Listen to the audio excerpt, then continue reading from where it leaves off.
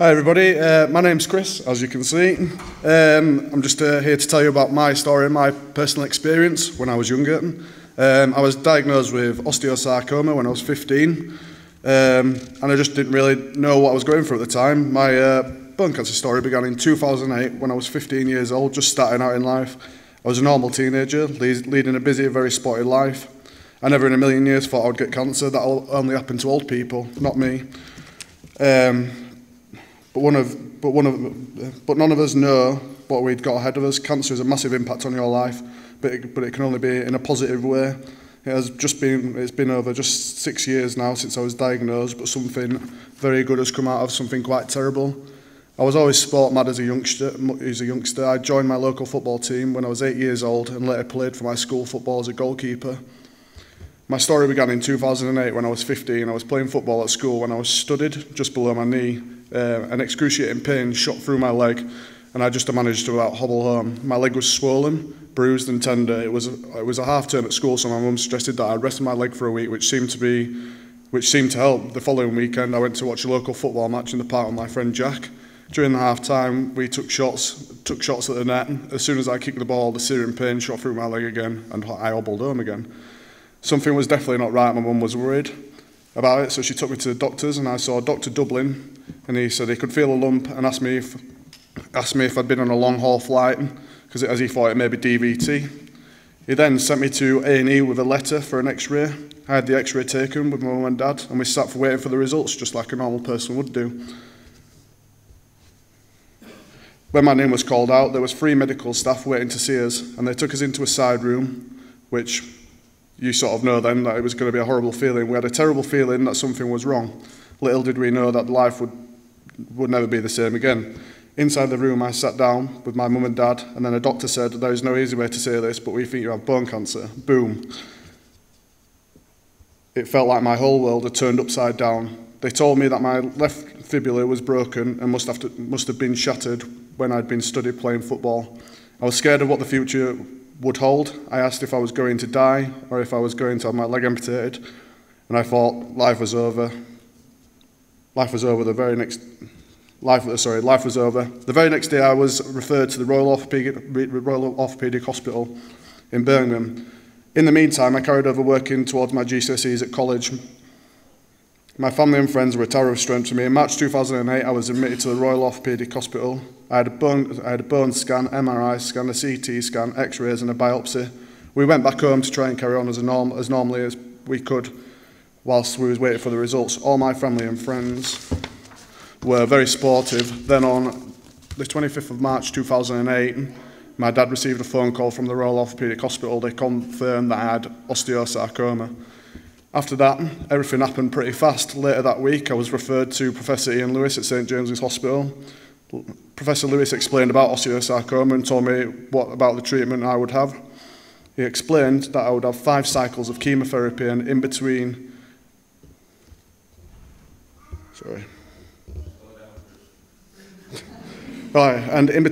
I would go back to the Royal Orthopaedic Hospital for surgery to remove the tumour and diseased bone and hopefully replace it with a prosthetic bone. At the beginning of April 2008, I was admitted to the TCT unit at St James's Hospital, Leeds, to commence my first cycle of chemotherapy. The chemotherapy treatment was very intensive and gruelling. Found the best way to cope with it was to sleep the way through it. The staff on the TCT ward were so caring and helpful when I was sleeping. The activities in the day room kept me focused. Then on Friday the 13th of June 2008, Professor Lewis told me that the tumour was very close to my knee and entwined with muscle, nerves and blood vessels. This meant the ROH could not guarantee that they could remove the entire tumour and that my leg may be useless to me because of the muscle and nerve damage. That was then when I made the decision to have my leg amputated above the knee. I just wanted to get rid of the cancer. We travelled back to ROH, and on the morning of 19th of June 2008, I saw my left leg for the last time. But hopefully I was rid of the cancer. A week later, I was discharged home, and much to the amazement of my mum and dad, I announced that I wanted to go to my Year 11 school prom. Later that week, I went to the prom in my wheelchair, wearing a shirt and jeans for comfort. I just wanted to get back to a normal life with my friends, what they were doing. We had a great night. That weekend, I began chemotherapy again, and Professor Lewis told me that 95% of the tumour had been killed. Great news. I was put towards the Ramos trials, which was weekly injections of interferon for 17 months after planned treatment. I carried on my sixth form studies at college, taking BTEC Sport, IT, chemotherapy treatment, and the chemotherapy treatment continued. The chemotherapy wasn't a walk in the park, but I just had to grin and bear it. I also went to Seacroft Hospital, Leeds, to be fitted with a prosthetic leg as I started the rehabilitation process. At first I hated my new leg, but with the help of Lynn and my physiotherapist, I pushed myself to wear it and I learned to walk again. I'd always been fit and healthy, so to improve my fitness levels, I also went to TOPS, which was my local gym and rehabilitation centre. My friends at the gym were a great help, and they all rallied round and fully supported me. On the 7th of November 2008, my planned treatment ended, and I started my weekly injections of interferon. On the same day, Professor Lewis informed me that I had nodules in my lungs and that they had calcified and needed to be removed. The cancer had spread.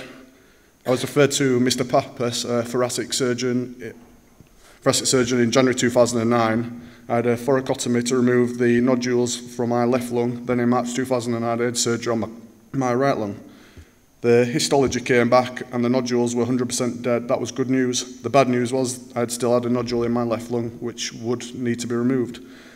I carried on the studies and also continued physiotherapy, focusing on rehabilitation. I think it helps to focus on something to set yourself a goal. I also began taking driving lessons. I wanted to be able to drive and gain some independence back. In 2009, I had the nodule removed from my left lung. I carried on with my driving lessons, and in December 2009, I passed my driving test for the first time. This gave me...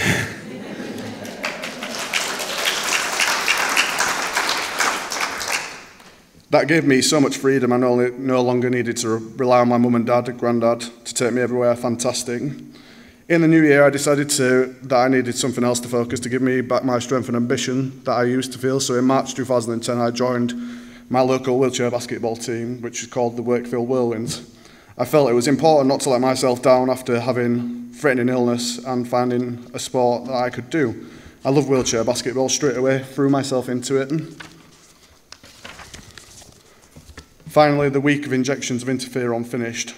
At the end of the treatment scans, then on the 9th of June, a bombshell dropped. The end treatment scans showed that abnormalities. It felt like a black cloud had descended, but we still hoped that something could be done. Professor Lewis told me that there was a tumour in my left lung, and he referred me back to see Mr. Pappas, the thoracic surgeon, again. When I saw Mr. Pappas, I told him that I had a holiday booked at the end of July 2010, and asked if I would still be able to go. We were due to go see family in Canada for a much-needed holiday, and Mr. Pappas said he would do what he could do and booked me in for the surgery the very next week. The surgery was successful, and Mr. Pappas and Professor Lewis gave me the head to go ahead to travel. Mr. Pappas provided me with heparin injections, and I had to wear a pressure sock on the journey. I looked right Bobby Dazzler. We had a fantastic time on holiday, just what the doctor ordered.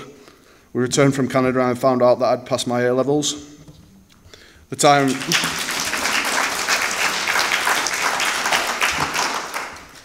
At that time, the time didn't feel right to go to university, so I carried on playing wheelchair basketball and became a coach and assistant for the Yorkshire Under-15s wheelchair basketball team.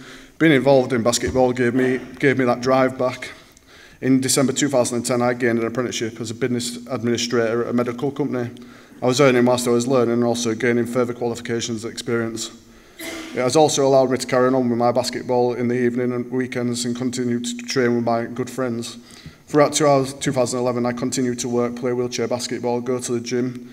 It was good to have something to work towards. I think the gym, basketball, and that helped me physically and emotionally. It was good to surround yourself with positive people. During a coaching session for the Yorkshire Under-15 team, I was invited to attend a Great Britain wheelchair basketball training camp in April 2012. The training was tough and the standard was very high. I attended a further camp and then I received the good news that I'd been selected to play for Team GB in the Under-22 European Championships to be held at the Stoke Mandeville Stadium in July 2012. It was a fantastic experience, and Team GB came fourth, losing out to Turkey on bronze. However, we did qualify for the World Championships due to be held in Turkey.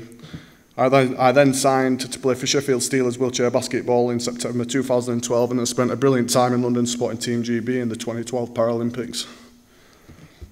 In March 2013, I left home and moved to Lincoln as I started working for a new agricultural company. Cheers. Yeah.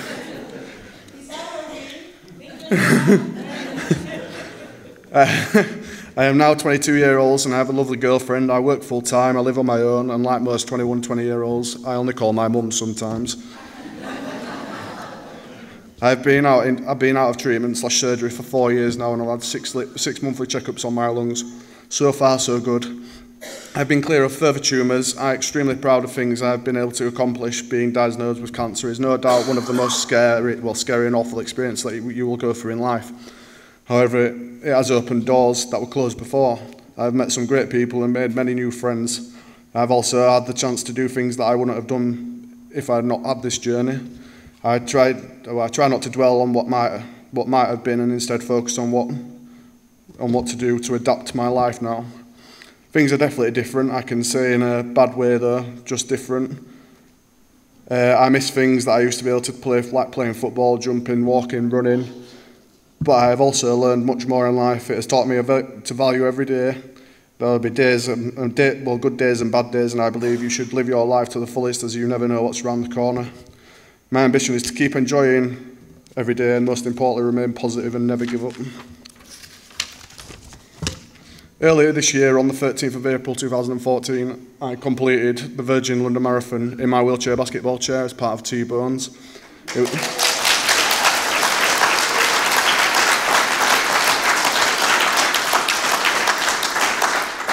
It was an amazing opportunity to take part in something so special to raise much needed funds for the Bone Cancer Research Trust. It was a fantastic, exhausting experience. It took me 4 hours and 6 minutes and I raised over £4,000.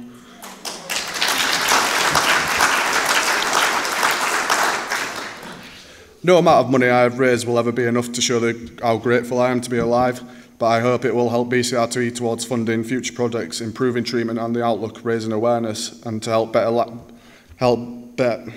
lives of people who face the devastating disease and have to give hope for the future. I feel my diagnosis gave me a second chance and made me realise it is possible to go through treatment and come out the other side. I'm able to look back on my experience, weighing everything up and count my blessings. I still play for Great Britain under 23s, and my aim is now to concentrate on the 2016 Paralympics and works towards being selected for Rio. It has been just over 6 years since I was first diagnosed, but something very good has come out of something quite terrible. I set myself high standards and I'm under no illusion that it will be tough, but to represent your country is a great honour, and the opportunity has been given me the direction in life that I needed. I'm going to keep pushing myself as an athlete, and if I'm good enough to be selected to play wheelchair basketball in 2016 Paralympics in Rio, that would be fantastic. The value of life has nothing to do with how much money you earn. It is determined by what you give to others, and today I hope, sharing my experience, I've given others hope.